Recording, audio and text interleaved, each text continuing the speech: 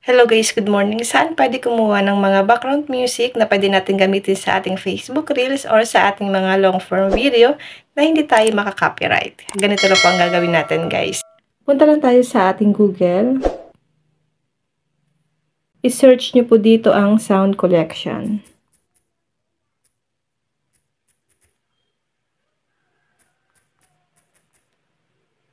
Tap search. Lalabas dito ang Meta Sound Collection. Click natin ito.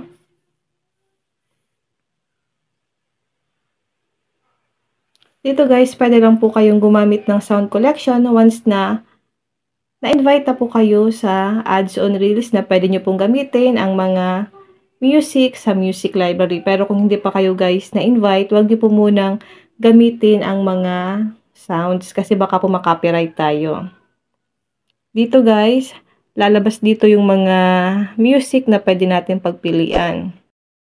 Marami pong content creator kahit po na-invite na sila sa paggamit ng mga music, nakaka-copyright pa rin sila guys. Kaya mag-ingat po tayo sa pagpili ng mga music na ilalagay natin sa ating Facebook Reels o kaya sa ating mga long form video. Pwede nyo pong i-play ang mga music dito bago nyo siya i-download sa inyong phone.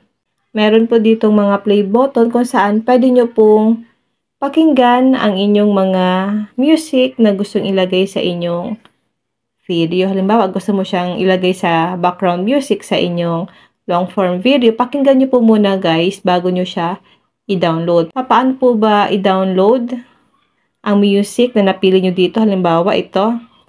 Kapag magda-download naman kayo guys, i-click nyo lang po itong arrow na pababa.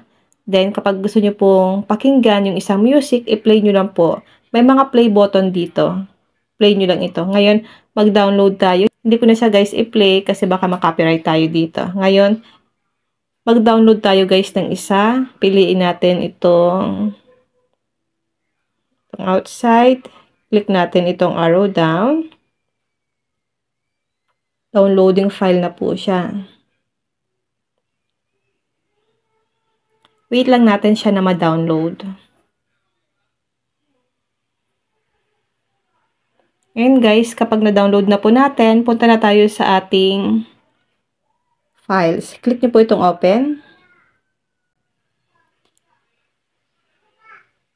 Punta lang tayo sa ating files. Hanapin natin dito ang downloads. Click natin ito. Andito na guys yung dinownload natin kanina.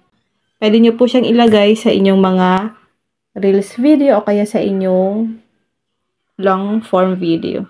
Yun lang guys, sana po may natutunan kayo sa aking video. Thank you for watching.